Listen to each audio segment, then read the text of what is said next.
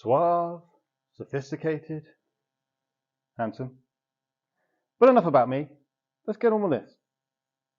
Next, on the Alfa Romeo Spider, I'll be repairing a difficult section on the boot lid. This really took some thinking about and it's not as easy as you might first think. I'm going to show you the whole process and hopefully make it look like new. At first glance, you might think, okay, I'll put in new sections here, here, and here. But let's take a look underneath. The inner boot frame has gone, but more importantly, the inner lip of the outer skin is in bad shape. As we can see, the boot lid curves, not in one direction, but two. If I replace this whole section with 3 folds in it, how am I going to make that curve in 2 planes? Also, the fact that I can move this panel with a light push means that heat distortion is going to be really hard to keep control of. If that wasn't enough to make this repair difficult, there is also another issue to rectify. This new rear panel I fitted wasn't a good pressing and I'm not happy with the boot lid gap at all. There is a big gap one end and a small gap the other, plus it doesn't follow the contour in the other direction either. I still have the original rear panel and I've cut a profile gauge to match. Now let's look at the replacement panel. It fits like Jeremy Clarkson at a Just Stop oil protest. I need to make the rear panel fit the boot lid and then I can make the boot lid fit the rear panel. I'm cutting this whole section off just below the fold. Next, I've cut out a section of the original panel. I've taken some measurements of what I think could be somewhere near.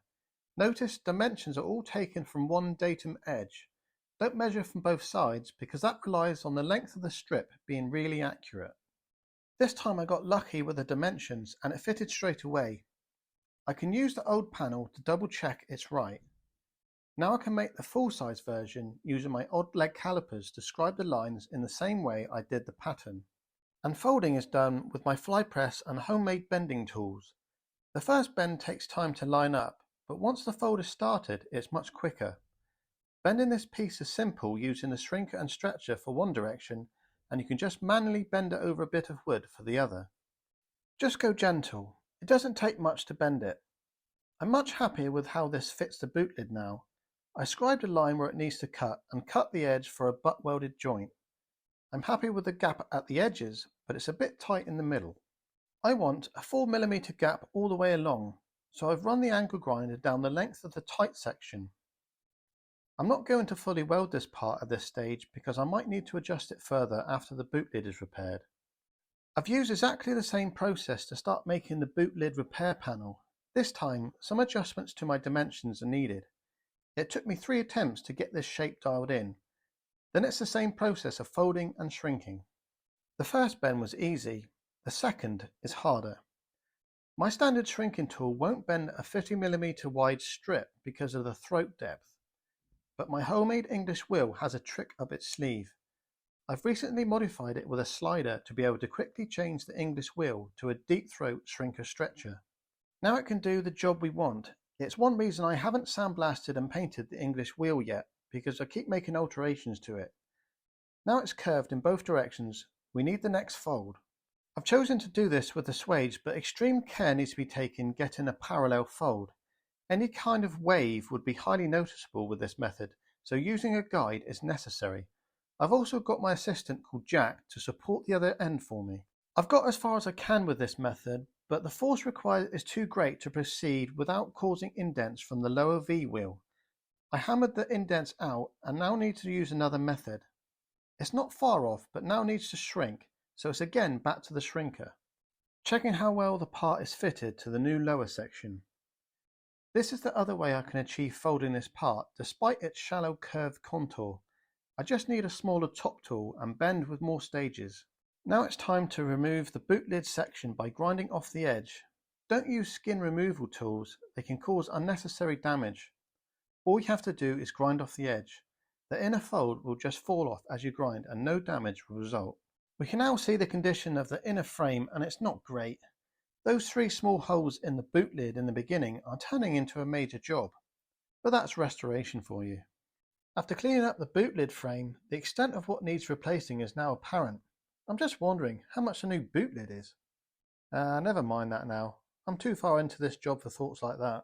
Any pitted areas need to be poked with something sharp, Sometimes you'll find holes you didn't know about. Here's the plan. I'm going to replace this lip all the way across and then make these corner sections separately. I welded the new lip from the top, and this is the weld from the underside. I find it's best to grind welds as you go rather than leave it all to the end. If there is any heat distortion, a small bend by hand will set things bent again. To make these inner boot ends, the first thing I need to do is find the size and center of the radius and then set my calipers. Then I can scribe the curve on the new material. I'm going to use my deep step rolls in the swage. These offcuts from the tin slips must be collected in a container as you cut them. They are sharp and you wouldn't want them to fall on the floor where you could stand on them. Here's an important step. Tack the panel in place where the swage aligns. Then use a straight edge to mark the fold location. Use a long straight edge, not a short one. The marking and folding of the curved swage and the marking and folding of the edge must be two separate operations. If you tried to mark and fold both in one operation, they wouldn't align because the swage would pull the fold towards it. Now the end pieces are repaired, I can drill a hole and insert the boot lid adjustable rubber stops. This is a step drill bit specifically designed for drilling sheet metal.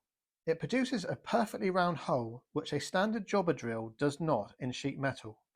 I see lots of people running drill bits at the wrong speed and then blaming the drill bits for being useless. There is a simple formula for working this out which I'll explain in another video.